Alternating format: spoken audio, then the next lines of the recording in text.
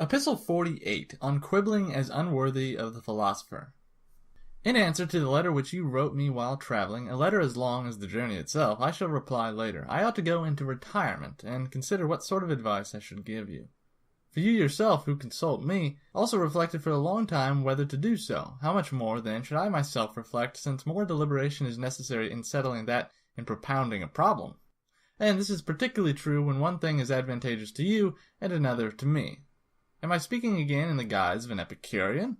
But the fact is, the same thing is advantageous to me which is advantageous to you. For I am not your friend unless whatever is at issue concerning you is my issue also.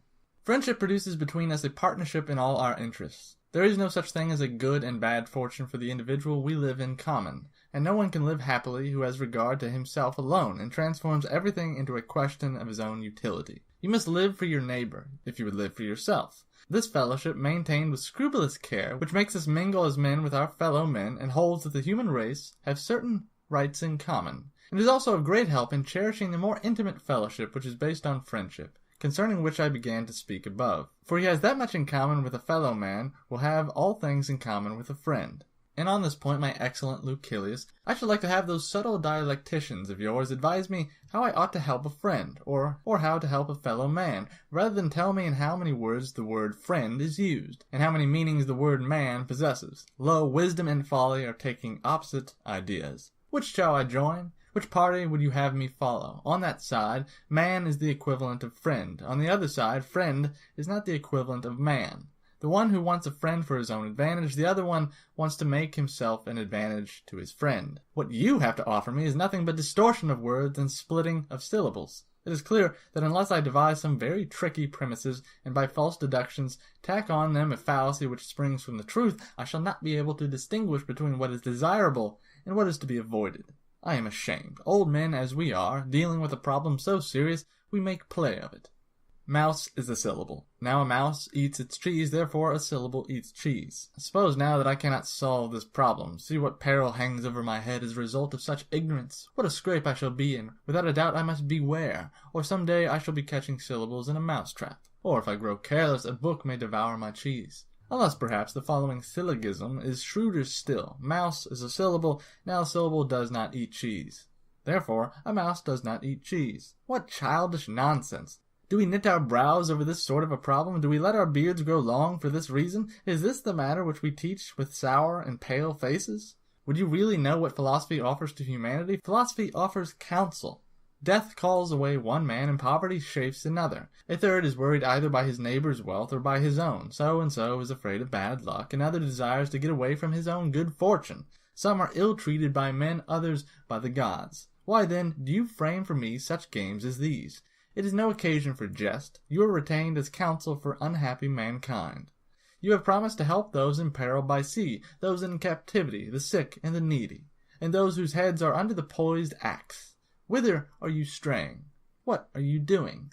This friend, in whose company you are jesting, is in fear. Help him, and take the noose from about his neck. Men are stretching out imploring hands to you on all sides. Lives ruined and in danger of ruin are begging for some assistance. Men's hopes, men's resources depend upon you. They ask that you deliver them from all their restlessness, that you relieve them, scattered and wandering as they are, the clear light of truth. Tell them what nature has made necessary, and what superfluous. Tell them how simple are the laws that she has laid down, how pleasant and unimpeded life is for those who follow these laws, but how bitter and perplexed it is for those who have put their trust in opinion rather than in nature. I should deem your games of logic to be of some avail in relieving men's burdens, if you could first show me what part of these burdens they will relieve. What among these games of yours banishes lust, or controls it? Would that I could say that they were merely of no profit. They are positively harmful. I can make it perfectly clear to you whenever you wish that a noble spirit, when involved in such subtleties, is impaired and weakened.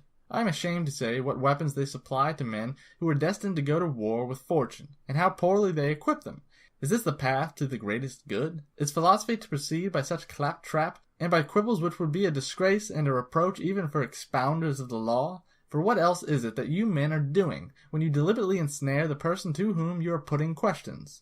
Then making it appear that the man has lost his case on a technical error? But just as the judge can reinstate those who have lost a suit in this way, so philosophy has reinstated these victims of quibbling to their former condition.